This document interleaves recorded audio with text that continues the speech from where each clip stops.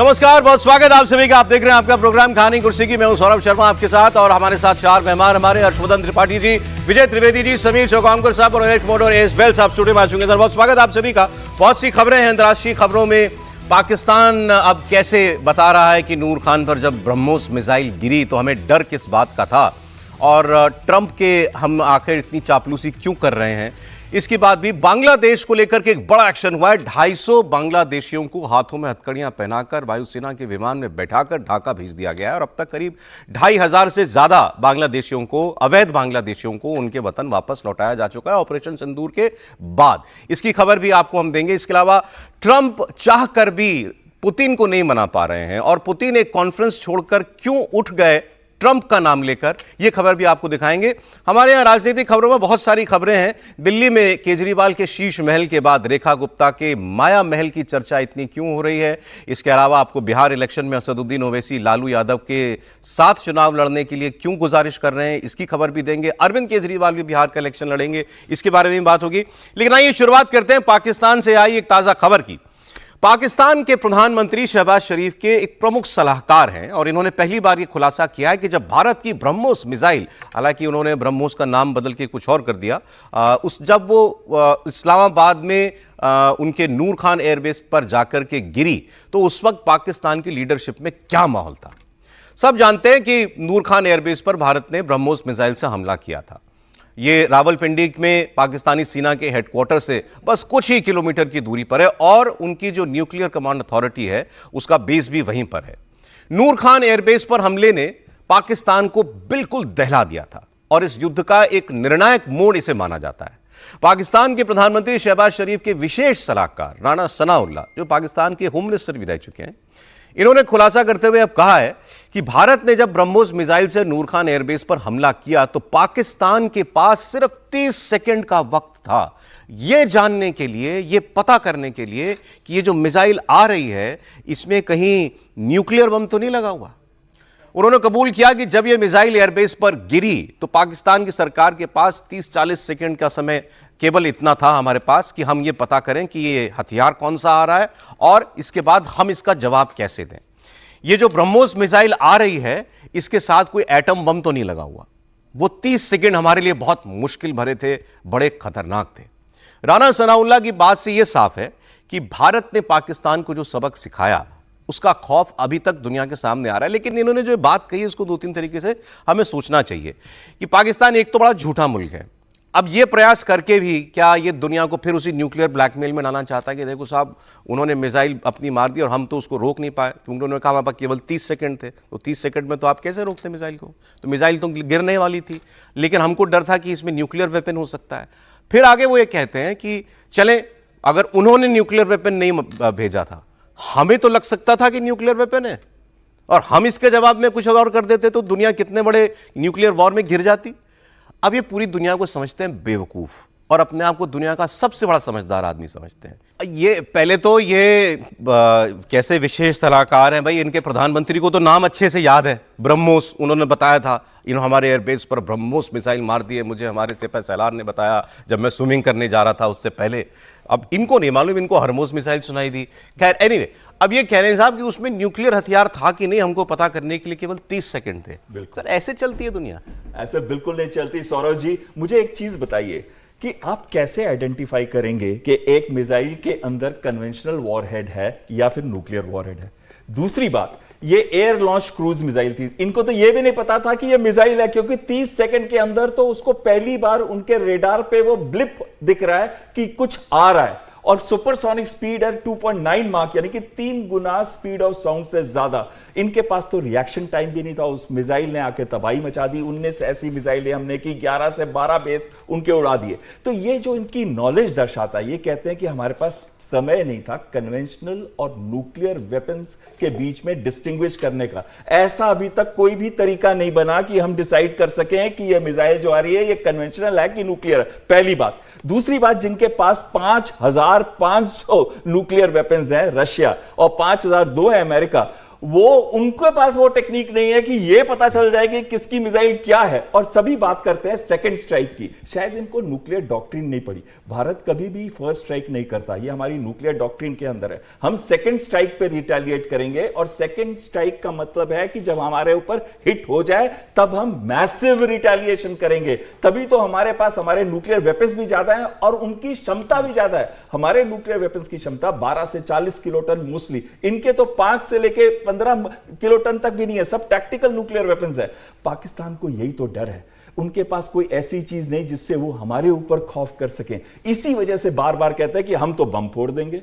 अरे कैसे फोड़ दोगे आप? अभी तो आपके ऊपर गिरा ही कुछ नहीं है, तो आप क्या अरे मैं कह रहा हूं, अच्छा आपने साफ कर दिया, कोई नहीं पता लगा सकता कि ये वेपन कौन सा आ रहा है। आप पता कर भी लेते, ये किसी तरीके से किसी जेन्युइन को बुला के पूछ लेते अगर कि भैया क्या है इसमें लगा हुआ जो भारत ने मारा है हमारे ऊपर, तो जो होना तो हो ही जाता। आप उसके बाद क्या कर लेते? फिर ये बेवकूफ बनाते हैं दुनिया को कि अच्छा भारत ने तो नहीं किया न्यूक्लियर अटैक, लेकिन अगर हम इस धोखे में आ जाते और हम कर देते तो, मतलब आप किसी भी कीमत पर केवल दुनिया को ये न्यूक्लियर के शब्द से वो न्यूक्लियर ब्लैकमेलिंग की बात जो है ना, वही बात है ना। प्रधानमंत्री ने जिस बात का जिक्र किया था कि न्यूक्लियर ब्लैकमेलिंग से काम नहीं चलेगा, और वो उनको समझ, मुझे नहीं पता कि ये रक्षा मंत्री कैसे रहे थे, और ये होम मिनिस्टर थे और विशेष सलाहकार थे, sorry very special home minister थे और विशेष सलाहकार हैं।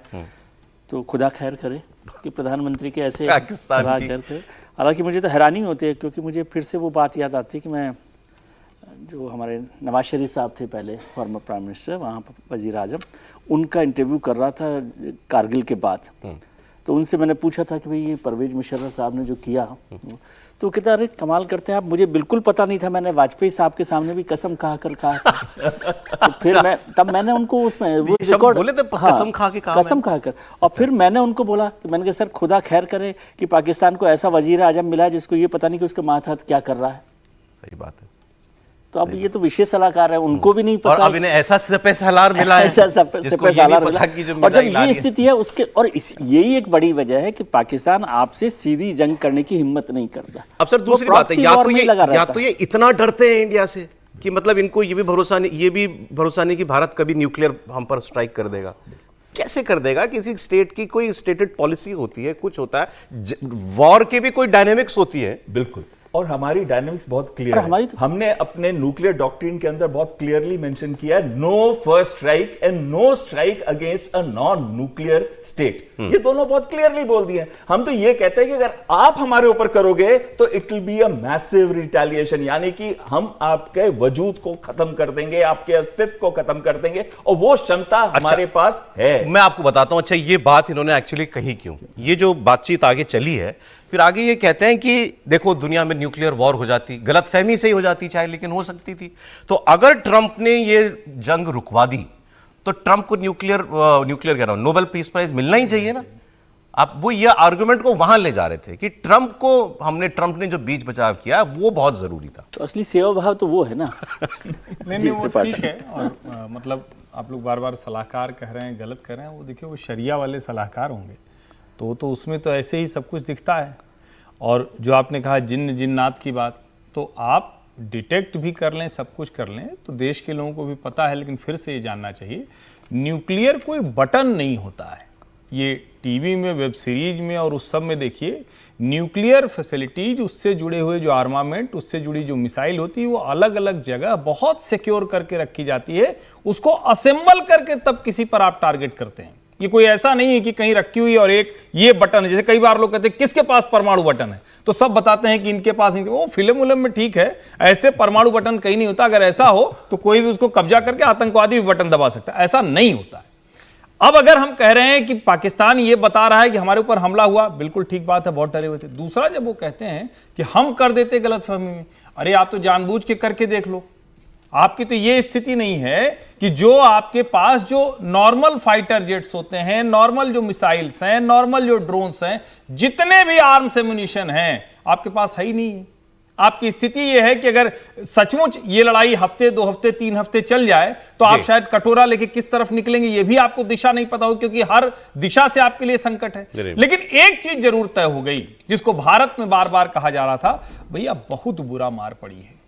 एकदम इतनी पिटाई इन लोगों की हुई है ना कि जैसे कहते हैं ना फिल्म में नहीं होता है किसी के घर परिवार को पूरी तबाही हो जाए तो जब वो बड़ा होता है बच्चा तो अचानक एक दिन किसी दिन सपने से उठ के जाग जाता है तो उसको हमेशा वैसे बुरे सपने आते रहते हैं।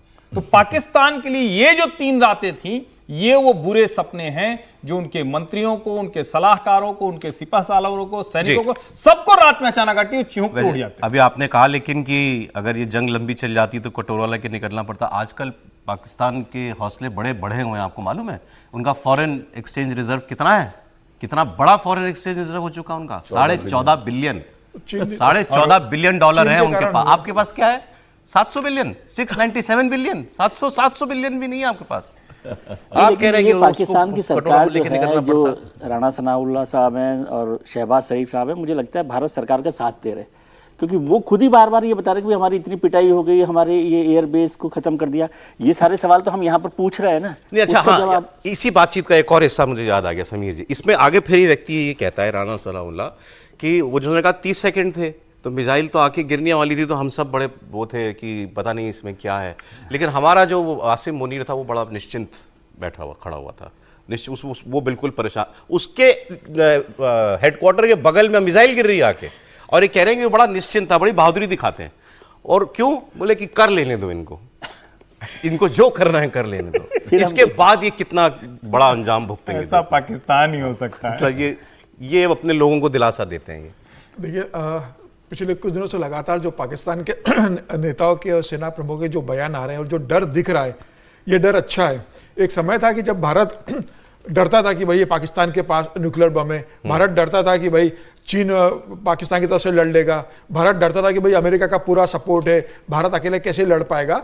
तो भारत जब पाकिस्तान के आतंकी हमले होते थे, पाकिस्तान से कोई स्थिति ऐसी युद्ध की आती थी, तो भारत कदम पीछे खींचता था या अमेरिका से बात करता था कि भाई इस मामले को आप देखिए क्या करना है। अब 2014 के बाद वो स्थिति नहीं है। अब पाकिस्तान भी इस बात को समझ गया है कि भारत से आप लड़ोगे तो आपको बचाने के लिए न चीन आने वाला है, न रशिया आएगा, न अमेरिका आपको बचा पाएगा। मोदी से आप लड़ोगे तो आपको कोई नहीं बचा पाएगा। यहीं सर, यहीं पर केवल इसी जगह पर मैं एक बयान और सुनाना चाहता हूं, फिर क्योंकि आपने मुझे याद दिला दिया ये कि डर किसका है पाकिस्तान में। आप सुनो, पाकिस्तान में एक पत्रकार है कंवर चीमा, इन्होंने 2 बड़ी बातें पब्लिकली कही हैं। इनका यह कहना है कि पाकिस्तान जो है उसको डर है दरअसल 3 लोगों का। भारत की पॉलिसी उनका कहना है कि 3 लोग मिलकर के पाकिस्तान के खिलाफ पॉलिसी चलाते हैं। उनके तीनों के नाम ये बताएंगे आपको। और उसके बाद फिर ये भी एक्सेप्ट करते हैं कि इंडिया ये कह चुका है कि अगर तुम आतंकवाद नहीं रोकोगे तो हमारा ऑपरेशन सिंदूर जारी है। और ये एक तरीके से इस बात को कंफर्म करते हैं कि पाकिस्तान में आतंकवादी हैं। बस सीनियर जर्नलिस्ट में से माना जाता है कमर चीमा, ऐसा नहीं है। वो कहते हैं जिसको टेररिज्म कह रहे हैं ये लेजिटिमेट स्ट्रगल है as per the international conventions. So वो कह रहे हैं कि हम ये जो लोग कश्मीर के अंदर लड़ रहे हैं आपके साथ, इसको हम टेररिज्म नहीं कहते, ना ही ये टेररिज्म है। सो इट मीन्स कि वो जनासम मुनीर कह रहे हैं कि हम सपोर्ट करते हैं ऐसे लोगों को डिप्लोमेटिक, पॉलिटिकल एंड मॉरली। वो आगे उन्होंने बात की है। वो कह रहे हैं कि एक प्लानिंग वो करते हैं, एक प्लानिंग अल्लाह करता है और अल्लाह सबसे अच्छी प्लानिंग करता है। This is what basically the Indian government को वो ये बता रहे हैं कि भाईजान आप इस चीज़ में ना पड़ें, ये प्लानिंग जो वो कर रहे हैं, आप कर रहे हैं वो ठीक है, लेकिन हमारे साथ खुदा है, हमारे साथ गॉड है और वो हमारे लिए प्लानिंग करेगा, वो हमारा ख्याल रखेगा। मतलब ये है कि कश्मीर का मसला हल नहीं होगा तो there is a perpetual danger है, कॉन्फ्लिक्ट, ये खत्म नहीं होगा। तो ये एक लड़ाई है जो खत्म नहीं होनी। मैं आपको बात बताऊं, ये लड़ाई खत्म नहीं होनी। This is going on, it will continue. मैंने आपको बताया था there is a theory in Pakistan, the theory name is MAD. Modi साहब, अमित शाह साहब एंड डोवल साहब, ये 3 बंदे हैं, ये 3 बंदे हैं। लेकिन बाद में जयशंकर को ऐड किया गया था जब केस दुनिया के सामने लड़ना था, लेकिन स्टिल वो जो कोर ग्रुप है उसमें ये मैड है। मोदी, अमित शाह एंड डोवल साहब, ये 3, ऑल दीज 3 मेजर प्लेयर्स हैं। अब जो सिचुएशन है वो थोड़ी इस तरह से है कि अगर आप देखें कि जयशंकर साहब ने क्या कहा है, जयशंकर साहब ने वहां पे ये कहा है कि जनाब टेररिस्ट ऑर्गेनाइजेशन के कॉर्पोरेट हेडक्वार्टर्स हैं। सो उन्होंने कहा जी टेररिस्ट हेडक्वार्टर हैं। और दूसरा ये जी कि अब जो वो कश्मीरी भी एक बात करते हैं, वो कहते हैं जी कि हमारी तो ये economic warfare, act of economic warfare. अब इन्होंने थ्योरी दी साहब mad, Modi, Amit Shah, Doval. Sir theory सही है इनकी? वो दुनिया जानती है वही, अब मतलब से पाकिस्तानी सब जानते हैं कि जिस तरीके से national security advisor Ajit Doval ने जिस तरीके से, और पाकिस्तान के बारे में तो वो बिल्कुल पूरे एक्सपर्ट है डोभाल साहब, अमित शाह और मोदी जी जिस तरीके से देश के को चला रहे हैं, रक्षा के क्षेत्र में जिस तरीके से भारत आत्मनिर्भर हुआ और विदेश नीति में भारत की जिस तरह स्ट्रांग हुई है, प्रधानमंत्री मोदी ने बहुत स्पष्ट बता दिया कि आप दोस्ती का हाथ बढ़ाओगे तो हम आपके साथ मिलकर पूरी दुनिया के विकास में अपना जितना योगदान होगा देंगे, और आपको भी विकसित करने में जितना हमारा सामर्थ्य होगा भारत का, हम आपको हाथ पकड़ कर लेकर चलेंगे। लेकिन आप हमसे अगर लड़ने की कोशिश करोगे तो आपको घर में घुस के मारेंगे। और ये बता दिया इस बार कि किस तरीके से, मतलब अगर 48 घंटे अगर और युद्ध चल जाता तो फिर पाकिस्तान का क्या हाल होता है, ये पाकिस्तान अभी भी सोच के कांप रहा होगा। और मुझे लगता है कि जिससे ये सबक सिखा दिया पाकिस्तान को, आने वाले 10-15 साल तो हिम्मत नहीं करेंगे। और अब 2027 में तो वैसे भी मुनीर साहब का कार्यकाल खत्म हो रहा है, तो चिंता तो उनको ये हो रही होगी कि 27 के बाद मेरा क्या होगा, क्या 27 के बाद मुझे एक्सटेंशन मिलेगा या मुझे घर भेज दिया जाएगा। तो वो तो अभी रणनीति में होंगे कि बस किसी तरह से मैं सेना प्रमुख फिर से बन जाऊं 2027 में। इस बुरी मार के बाद मुझे लगता है कि पाकिस्तान पूरी दुनिया में अकेला पड़ा हुआ है, ना अमेरिका उनको बचाने आएगा, ना चाइना बचाने आने वाला। ठीक है सर, अब जरा बांग्लादेश का आपको एक अपडेट देता हूं। पहले तो एक बड़ी खबर जो भारत से जुड़ी हुई है। बांग्लादेश में लगातार ऐसा कुछ ना कुछ होता है जो सिर्फ बांग्लादेश के लिए खतरनाक नहीं है, बल्कि भारत के लिए भी एक बड़ा टेंशन का सबब हो सकता है। बांग्लादेश में चुनाव आयोग ने वहां जमाते इस्लामी को राजनीतिक दल के तौर पर मान्यता दे दी है, साथ ही उसको एक चुनाव चिन्ह भी अलॉट कर दिया गया, तराजू। ये वही जमाते इस्लामी है जिस पर भारत में कई गंभीर आतंकवादी साजिशों में शामिल रहने के आरोप लगे हुए हैं। जम्मू कश्मीर और असम में इसकी अवैध गतिविधियों की जानकारियां खुफिया एजेंसियों को कई बार मिलती रही हैं। जमाते इस्लामी पाकिस्तान में बांग्लादेश की आज़ादी के खिलाफ रहा है। सोचें, शेख हसीना जब बांग्लादेश की प्रधानमंत्री थी तब उन्होंने जमाते इस्लामी को कभी पनपने नहीं दिया, इसको बैन किया हुआ था। और जब से वहां तख्ता पलट हुआ है, मोहम्मद यूनुस की सरकार आई है, तो जमाते इस्लामी को वो लगातार आगे बढ़ाते जा रहे हैं। पहले सत्ता में भागीदार बनाया, उससे जुड़े कई लोगों को सरकार में जगह दी गई और अब उसकी चुनाव लड़ने की मान्यता भी जो है बहाल कर दी गई है। और बांग्लादेश की अंतरिम सरकार बनते ही जमाते इस्लामी पर लगा प्रतिबंध हटा दिया गया था। 8 महीने के बाद बांग्लादेश के सुप्रीम कोर्ट ने जमाते इस्लामी का पंजीकरण बहाल करने का आदेश दिया था। इससे जमाते इस्लामी अब चुनावों में सीधे हिस्सा ले सकता है। तो इतना रेडिकल ग्रुप अगर सीधे इलेक्शन लड़ेगा, और इस वक्त वहां पर शेख हसीना की पार्टी तो बैन है, तो वहां पर प्रमुख तौर पर अब 2 ही पार्टियां रह जाएंगी, एक जमाते इस्लामी और दूसरी खालिदा जिया की BNP। तो इन दोनों पार्टियों में के बीच में ये इलेक्शन जो है अब लड़ा जाना है, और उसमें जमाते इस्लामी को अच्छी कामयाबी मिल सकती है। ये भारत के लिए अच्छी खबर नहीं होगी। एक खबर, ये दूसरी भी जल्द आपको लगे हाथ खबर दे देता हूं। गुजरात से, वडोदरा से अवैध बांग्लादेशियों को ढाका डिपोर्ट किया गया है। 250 अवैध बांग्लादेशियों को एयरफोर्स के स्पेशल प्लेन से ढाका भेजा गया है। और इस दौरान इन बांग्लादेशियों के हाथों में, अवैध रूप से जो भारत में आए थे, इनके हाथों में हथकड़ियां लगी हुई थी। और गुजरात में पिछले कई दिनों से बांग्लादेशियों के खिलाफ ऑपरेशन चल रहा है। पिछले 2 महीने में, खासकर ऑपरेशन सिंदूर के बाद, 1200 अवैध बांग्लादेशियों को वापस भेजा जा चुका है गुजरात से, ऐसा एक एस्टिमेट है। और अब तक 2500 शायद पूरे भारतवर्ष से अलग अलग रिपोर्ट्स के मुताबिक बांग्लादेशियों को बाहर भेजा गया। और इसमें एक परिवर्तन यह है, वैसे तो एक बड़ी लंबी प्रक्रिया है, और इनमें से भी अगर कोई या इनका कोई परिवारजन जो है वो अदालत चला जाए तो फिर वो मामला जो है वो टल सकता है। एक प्रक्रिया होती है ये तय करने की कि ये व्यक्ति भारतीय है या विदेशी मूल का है, सही रास्ते से आया है या अवैध रूप से आया है। लेकिन अब भारत ने एक दूसरी तरीका अपनाया है। इनका एक बार निर्धारण कर लिया कि ये अवैध तरीके से भारत में घुसे हैं, तो उसके बाद एक पुश इन रादर कहना चाहिए, पॉलिसी इस वक्त चल रही है। इनको डिटेन करके भेजा जाता है बॉर्डर पे, और वहां पर BSF इनको वापस लौटा देती है, वापस भेज देती है बांग्लादेश। अब इसमें जो बांग्लादेश का बॉर्डर गार्ड है वो कई बार इन लोगों को दोबारा भारत में भेजने की कोशिश करता है।